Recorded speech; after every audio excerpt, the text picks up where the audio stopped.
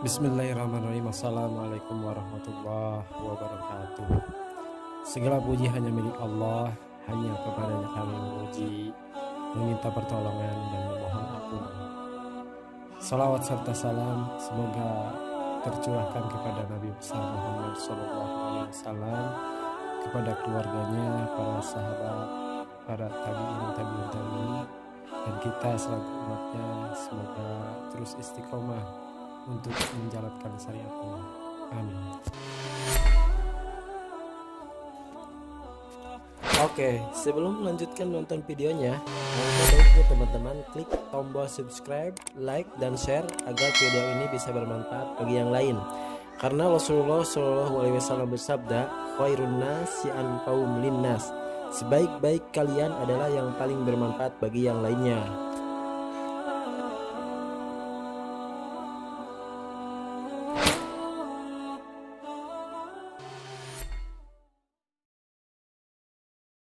Baik, kali ini kita akan menceritakan tentang kisah Nabi Ibrahim alaihissalam, yaitu bapaknya para nabi.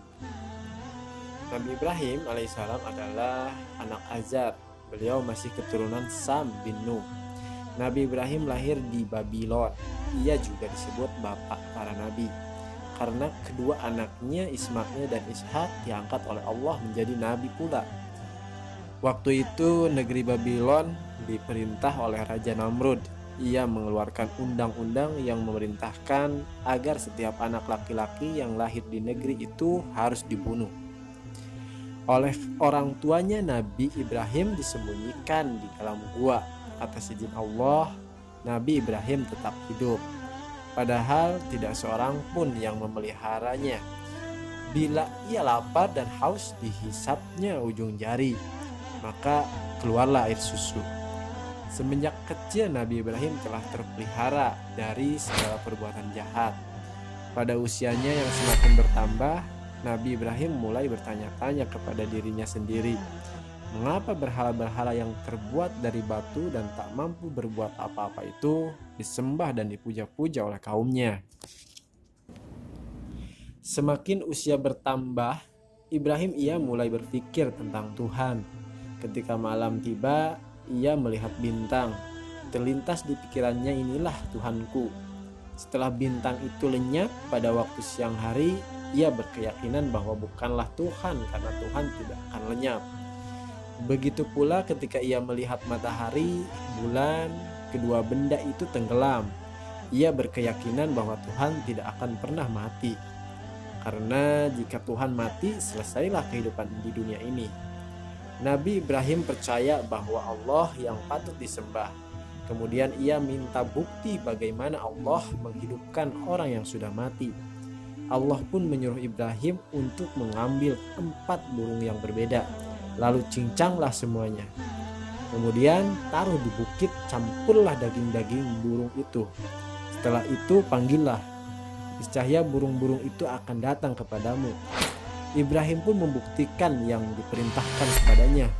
Ia pun bersujud ketika melihat keajaiban itu. Keimanan Ibrahim semakin bertambah kepada Allah. Pada suatu hari, Raja Namrud beserta pengikutnya berburu. Ketika itu, Nabi Ibrahim memasuki tempat berhala-berhala mereka dan menghancurkan semua berhala itu, kecuali satu berhala paling besar yang ia sisakan. Di leher berhala itu dikalungkan kapak yang telah menghancurkan berhala-berhala yang lainnya. Raja Namrud dan pengikutnya kaget ketika melihat berhala-berhalanya hancur di tempat peribadatan. Marahlah Raja Namrud. Dia langsung menuduh bahwa ini perbuatan Ibrahim yang telah menghancurkan berhala-berhala mereka. Karena Ibrahimlah yang selalu melarang penduduk untuk menyembah berhala-berhala itu. Nabi Ibrahim pun ditangkap dan dihadapkan kepada Raja Namrud. Hai Ibrahim, kamukah yang menghancurkan berhala-berhala itu? Tanya Raja Namrud. Nabi Ibrahim menjawab dengan tegas, bukan aku yang menghancurkannya, tetapi berhala yang paling besar itu yang menghancurkannya. Buktinya kapak penghancur masih tergantung di lehernya. Mendengar jawaban tersebut, Raja Namrud sangat marah karena ia merasa dipermainkan. Namrud berkata, Mana mungkin berhala itu dapat melakukan seperti yang kau katakan?" Nabi Ibrahim menjawab, "Nah, kalau begitu, mengapa kalian masih menyembah berhala-berhala yang tidak mampu berbuat apa-apa itu?" Mendengar perkataan Nabi Ibrahim, sebagian orang segera menjadi pengikutnya. Hal inilah yang membuat Raja Namrud marah, lalu memerintahkan kepada prajuritnya untuk membakar Nabi Ibrahim. Allah pun menolong Nabi Ibrahim. Api sama sekali tidak membakar tubuh Nabi Ibrahim. Setelah api padam, keluarlah Nabi Ibrahim tanpa cedera sedikit pun. Setelah melihat peristiwa itu, banyak penduduk Babilonia yang menjadi pengikut Nabi Ibrahim. Allah pun memberitahukan kepada Ibrahim dan pengikutnya untuk segera berhijrah ke Palestina, karena Allah akan menurunkan azab kepada Raja Namrud. Lalu Allah pun mendatangkan nyamuk-nyamuk ganas yang menggigit tubuh Raja Namrud dan pengikutnya hingga tewas. Wallahu a'lam bishawab.